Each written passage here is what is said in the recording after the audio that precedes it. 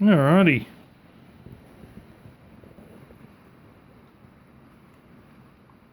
In case you're wondering what that says, it's something along the lines of commemorative watch of great leader and mentor of the East, Mao Zedong. Something sort of like that. So, I'll show you what sort of watch it is in a second from above. But at the moment, let's have a look at a little mechanism here.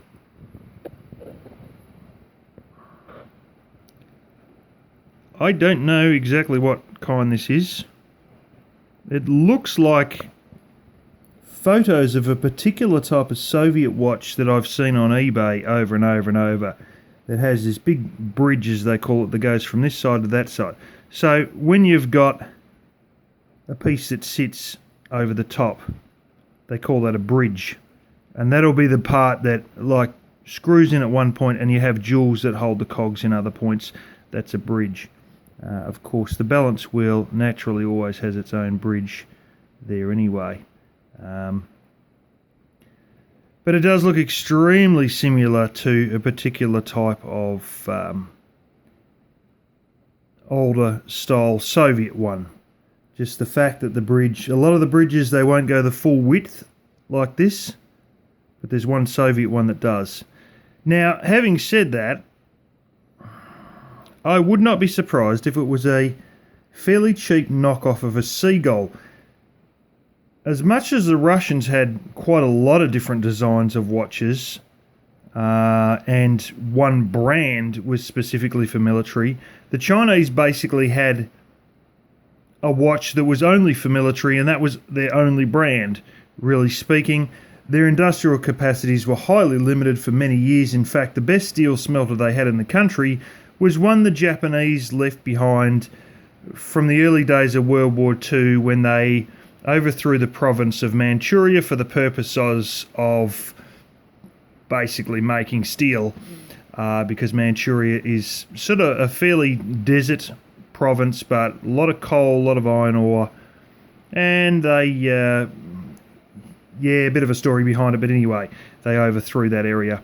And it was basically on the premise that they were being attacked by a false flag incident that they done where train line was blown up, and I've never seen such a small explosion to move a tiny thin rail train line, only one of the rails.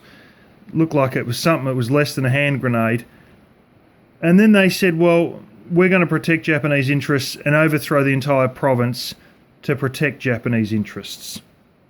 But anyway, they had very limited industrial capacity because it was only what the Japanese left behind, so they only had watches for military. That was a design of their own type that was specifically referred to as the Seagull movement.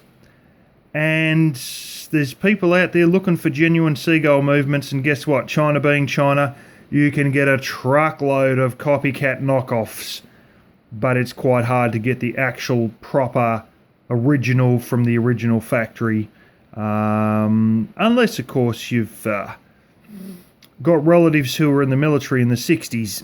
They probably have one, the legit one. I would not be surprised if this was a copycat knockoff of a Seagull, as most Seagulls in existence are. They're not the genuine thing, they're just a copycat of it. But there's the click, there's the mainspring, that's your winding gear. It's fairly tight to wind it, actually. But anyway, I want to show you, because on the other side it's very interesting. On the other side, oh, it's Chinese boss waving. Oh, no, hang on, it's Mao waving.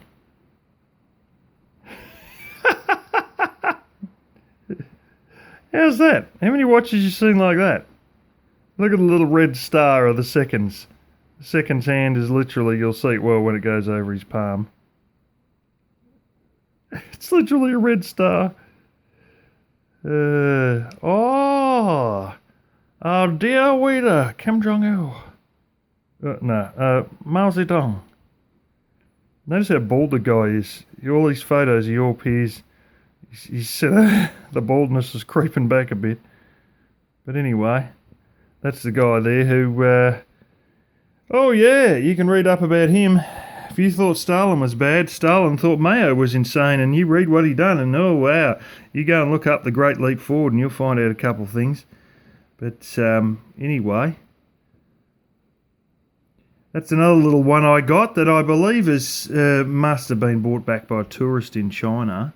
That's the only way I could see that I got hold of it for $10 in a Salvation Army store.